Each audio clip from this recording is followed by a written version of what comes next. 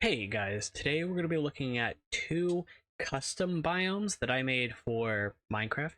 Now these are in vanilla Minecraft and I started making these before 1.20, so there are some things that 1.20 introduced that somewhat address a couple of the issues that I had in why I made these biomes, but suffice to say, I still think that these are biomes that would greatly improve the game, if only for adventurers, right? People who like to go out and see new things or collect new things, right? So they're not changing the base game by any means, but the two biomes are going to be what I would call the autumnal forest or autumn forest and the ephemeral forest or spring forest. And the idea is that these would basically be the two types of biomes in the game to somewhat replicate the feel of fall and spring in the real world, right? These are common things that are done in a lot of different types of mods that, change up how the world is generated, how it looks. But outside of that, Minecraft itself really doesn't have anything close to these biomes. Maybe the closest they have to a spring biome is like the flower forest, and I don't really think that does a great job at adding a spring-like feel to the game in and of itself. It's not a bad biome. So we're going to take a look at the first one here, which would be a rare variation of the old growth pine type biomes. We're going to start off looking at first the different types of what I call structures that would generate in this biome. Now, these are not structures in the way that like a jungle pyramid is, but little things.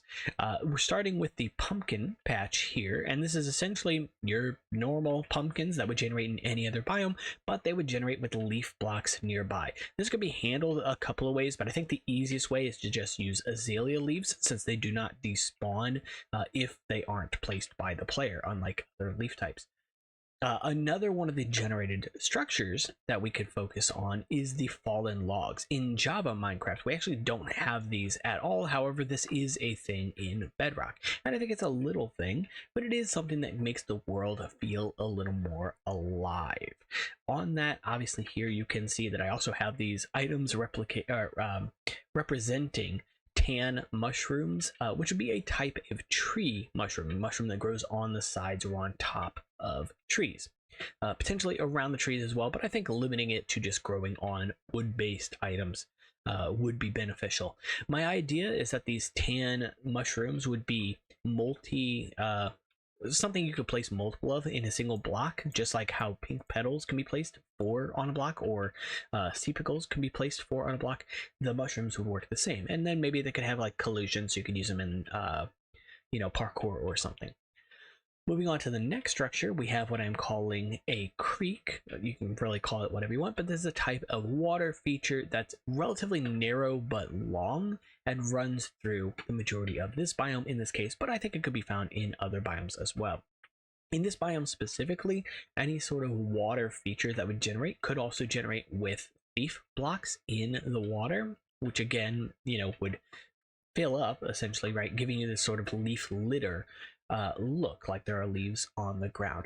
I also put in this case the small dripstone, which I'm perfectly fine including here, but it could be some other type of item as well. And you can see that cod are populating this little creek currently.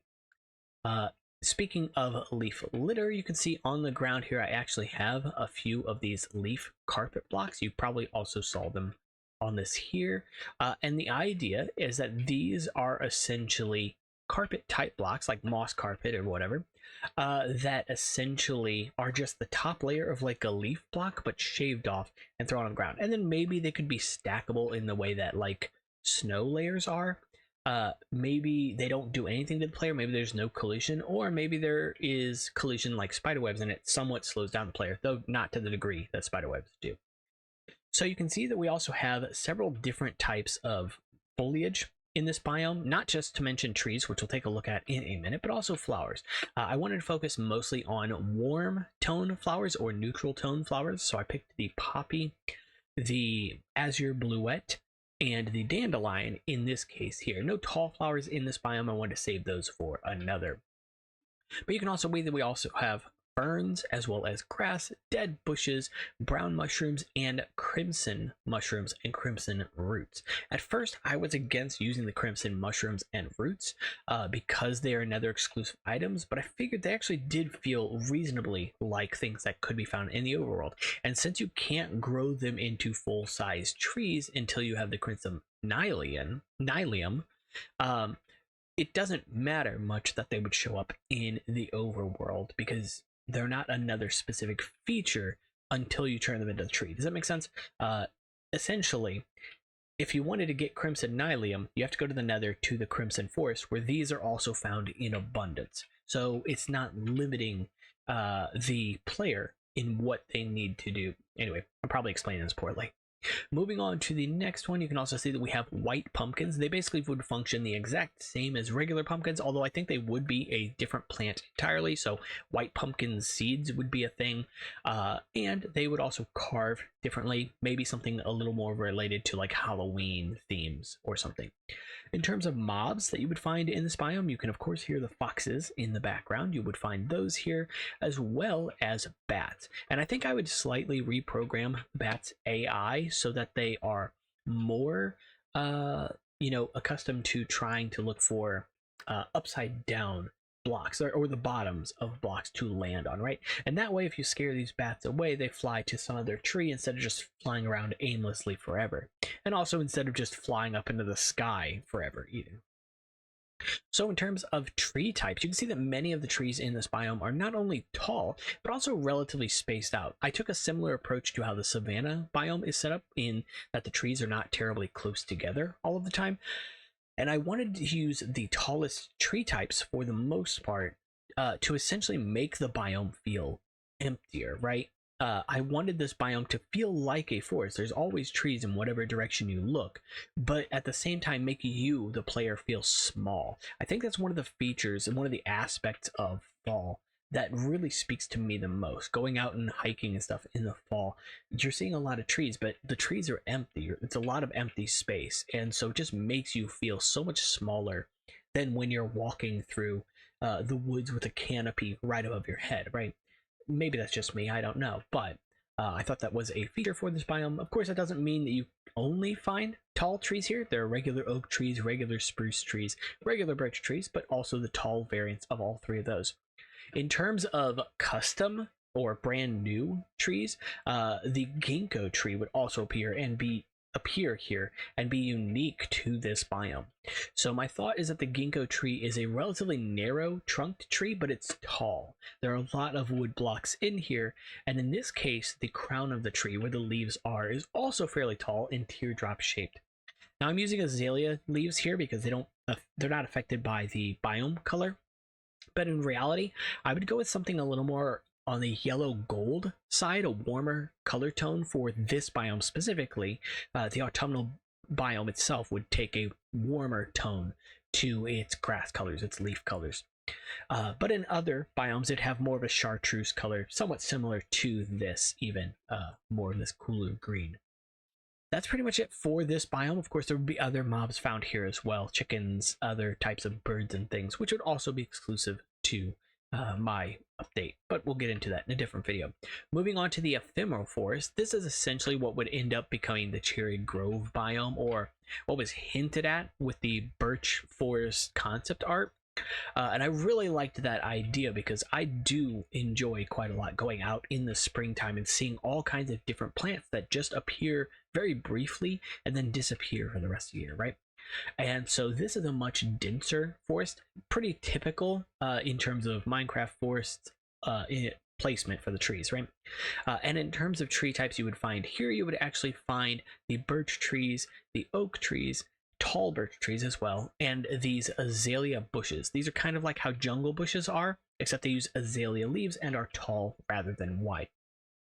The exclusive tree for this biome would be what I call the ebony tree, and the way this would work is essentially it'd be the darkest wood type in the game, but I could very easily see it being a variegated kind of color.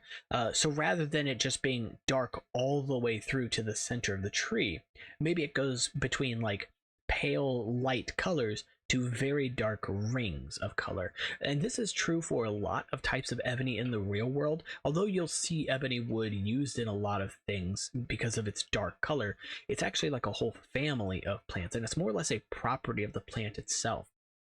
The trees, they have a lot of dark spots in them, but the tree is not like pitch black all the way through. There's also a lot of pale light colors, and I would love to see that represented here. That said, I could see either direction as being appropriate for Minecraft.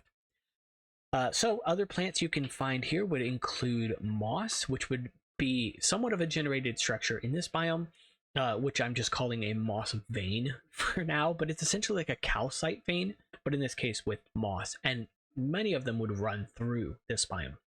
You would also find glow lichen as well as flower carpets. Now, Mojang did add the pink petals to the game, which I think work reasonably well, but I would like to see them in more colors for this biome. I did include bamboo here, but I don't think it's strictly necessary for a biome like this, and you also see the fallen logs and orange mushrooms.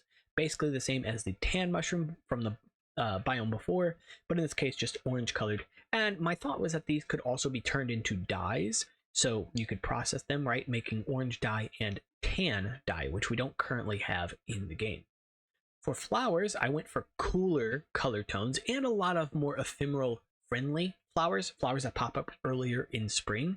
So a lot of tulips, as well as, in this case, more dandelions yet again. The cornflowers, because of their blue color.